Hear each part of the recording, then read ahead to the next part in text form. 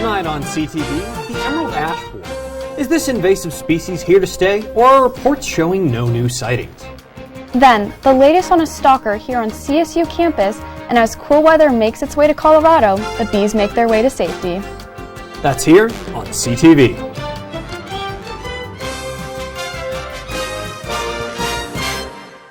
Good evening, I'm Natalie Devereaux. And I'm Kenneth Frederick. The public safety team of CSU sent out an email in regards to a potential stalking Wednesday evening. The email details events that occurred, including the male suspected of stalking showing up to take pictures of students when not involved with any campus activities. He then proceeded to focus on one girl. And now, CSU PD are asking students to keep an eye out for him if spotted. If you have any info on his location, you are asked to call 970-491-6425. The emerald ash borer is an invasive species that attacks ash trees. It's a bug that's responsible for decimating Boulder's ash tree population in 2013. But how much do Fort Collins residents have to worry? The invasive species was spotted in northern Fort Collins last year in May, but since then there have been no new sightings. The borer is spread over large distances through the transportation of firewood. Forestry services heavily advise against moving firewood that hasn't been treated from one location to another one farther away. Dr. Whitney Cranshaw, an entomologist, and former CSU professor, says cities like Boulder and Fort Collins face this problem through a triage process. Cities will manage this by a combination of selective tree treatments, trees that they want to protect, using insecticides that are highly effective for killing it, and then getting rid of the trees that they don't want to protect. Dr. Cranshaw also said that people shouldn't panic, but to remain vigilant. While the ash borer could become a problem if not monitored against, it isn't something that residents should be spending money on until the species is detected in your neighborhood. Emerald ash borer, if it's 10 miles away and you treat this year, you're getting zero benefit from it. And if it's not here the next year, you're getting zero benefit. You don't start to get benefit from an insecticide treatment unless it's in your neighborhood and in your tree, and it's been in your tree for a couple of years. The city is in its first year of a 3-year program for pesticiding publicly owned ash trees. They're starting with the trees in northern Fort Collins and will phase in the remaining ash trees in 2022 and 2023. The College of Engineering lost one of its most prestigious alumni, Walter Scott Jr., the man in which the college is named after. Walter graduated in 1953 and went on in his years after to donate more than $64 million to the College of Engineering, which in its time funded scholarships, faculty positions, and other aspects of the school. Thanks to his contributions, his donations helped shape the College of Engineering into what it is today. An expansion to the mental health response team was talked about during City Council's second work session on the 2022 budget. Police Chief Jeffrey Swoboda is hoping to hire 5 new officers to join the response team. Mayor Pro Tempore Emily Francis took issue with the idea of hiring police officers when the same money could be used to pay for mental health experts. However, Swoboda explained that the officers would be strictly for mental health response team. Also, UC Health has verbally committed to expanding the program with more co-responders. Police Chief Swoboda says that UC Health also see the benefit to themselves and to the community. That can cause confusion. They love the program. As we continue to increase it, they're going to increase it because for every trip that doesn't go to their hospital and goes to someplace else, they also see great value in it. Mayor Pro Tem Francis was partially won over by the explanation, but she says she won't fully support the new hires until a written agreement is made with UC Health about the expansion of the program. Poudre School District is looking to add a health and wellness center built into one of its schools directly, Lincoln Middle School. The site will be available to over 30,000 students and will be operated by Every Child Pediatrics, a Denver-based health clinic. The need for the new clinic comes as the already established health center in a high school in Centennial has seen a growth of unique students, and the clinic wishes to expand its help to as much as possible. Workers rejoice. Our current minimum wage is going from $12.32 an hour to $12.56 an hour. The increase comes from a ballot measure approved in 2006 that annually changes the minimum wage based on cost of living. Governor Jared Polis said, quote, "As we build back better, it's great to see Colorado workers get a decent raise on the minimum wage to $12.56 an hour, as our state builds an economy that works for everybody," unquote. The change to wages will take place starting in 2022. Stick around, Rams. Morgan Gardner has the latest on fall weather to come.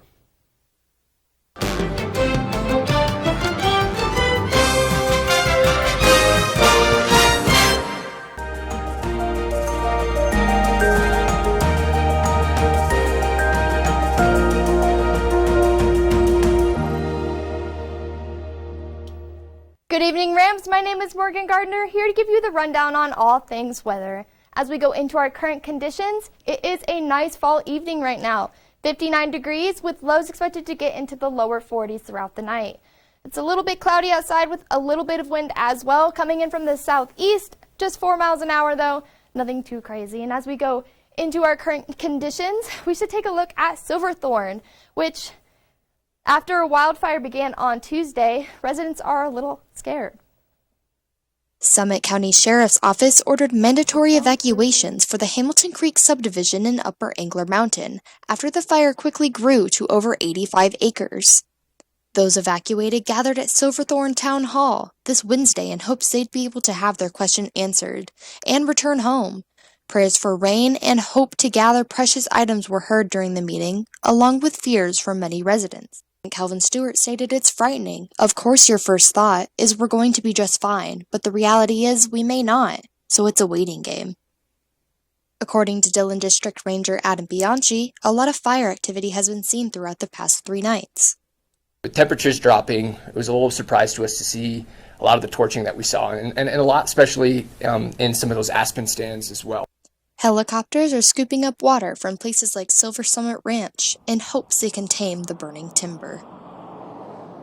Thankfully, the rainfall yesterday afternoon helped the fire calm down a tad, but the fire is estimated to continue for at least a few more weeks. As we look into Colorado's overnight lows, though, it is clear that fall has arrived. So although there is a fire going on in the west, across the region, fall is here with cooler temperatures. The ones that stand out this evening are the ones on I-25. So Denver out there at 48 degrees, as well as Pueblo, Lamar, and Grand Junction, with lower temperatures in the southwest. Telluride at 34, Gunnison at 32, and Alamosa at 35, making for a pretty cool evening. As we go into tomorrow's highs, however, it's going to be pretty consistent across the region as well, with a lot of the same temperatures in a lot of different counties as well. So Vail over there at 61, as well as the Springs, and the higher numbers up here at Sterling, 73 degrees, with the lowest temperature tomorrow is Telluride at 50 degrees. And as we go into tomorrow's Fort Collins forecast, it's going to be another great day with a high of 71 degrees and a low of 48. No rain is foreseen tomorrow. A little bit of intermittent clouds throughout the day, as well as some wind coming in from the southeast. The sunrise at 6:57 and sunset at 6:41. And as we look into the forecast for this week, a lot of the same temperatures again. So Friday, Saturday, and Monday at 71 degrees, while Sunday and Tuesday up there at 73. Friday and Saturday going to see some intermittent clouds throughout the day, and Sunday through Tuesday is going to be beautiful and sunny. Well, Rams, that is all the time I have with you this evening, but stick around after the break for more news.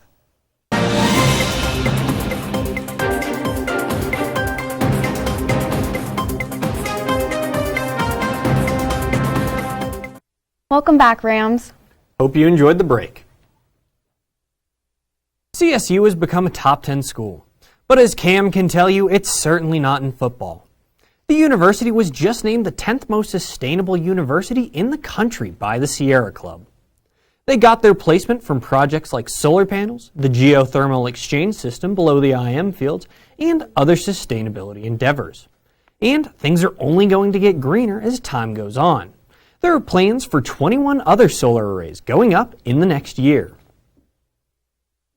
Heard about the CSU Flower Trial Garden, But what about the small patches of flowers on campus? Some of the busy bees and their friends you can find there work overtime to help put food on our tables. It's just a small flower garden on the corner of the Clark building. But many students, like Alyssa Parker, don't really know how important it is. I walk by this almost every day because I have a class in here every single day of the week. So I've just noticed the pretty flowers, but I never knew what it was. A pollinator garden is planted with shrubs and flowers that attract bees, butterflies, and other animals like bats. Some of the gardens even have what are called bee hotels that provide a quiet place for bees to lay their eggs. The idea is that the insects who call this garden home move pollen from one flower to another, helping plants that produce fertile seed. Most people don't realize how important pollination gardens are to the food supply chain. But when you sit down to eat your dinner tonight, think. Experts say that 1 in every 3 bites comes from pollinators like these. Finn Christensen is an entomology minor and says that she loves bugs and this little piece of campus. I think it's really important because it's pretty, which brings attention of people, but it also can educate people as well, which is nice. At the end of the day, many people won't think much about this small garden, but will benefit knowing a few insects are impacting the globe. I think it's crazy how bees are I don't know, that they're smart and they can I don't know, help the world.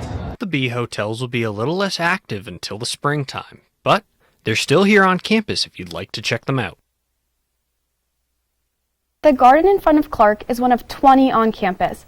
CSU is also the first Colorado university to be Bee Campus USA certified. Nice. Milton Glasser was a renowned graphic designer and artist. Ever seen the phrase, "I Heart New York"? Well, that was one of his most famous designs from 1977. Now, a year after his death, he's being honored by poster makers from around the world. Tomorrow is the last day of Designers for Glasser International Invitation Exhibition. Artists from all over the globe have sent in posters to be displayed as an homage to the world master. The exhibition is held in the Hatton Gallery inside of the Visual Arts Building. There are quite a few posters in the gallery hall. And if you would like to see the exhibition tomorrow, it will once again be in the Hatton Gallery, and there is no cost to enter. While Fort Collins is great for the outdoors, seeing an emu is something you probably wouldn't expect. On Saturday, Fort Collins residents saw an emu wandering around the Poudre River. Animal control was called, but were unable to find the bird until 6 p.m. when they received a call saying the emu had been involved in a collision with a truck. The bird was rushed to the CSU Veterinary Hospital where it was treated and returned to its owners on Sunday. Are you getting tired of the same old Taco Bell or spoons every time you go to eat at the LSC? Well, if you have time for something a little more than fast food, you may want to check out the Aspen Grill. Last year, they weren't able to have customers due to the pandemic, but now they're back and raring to go.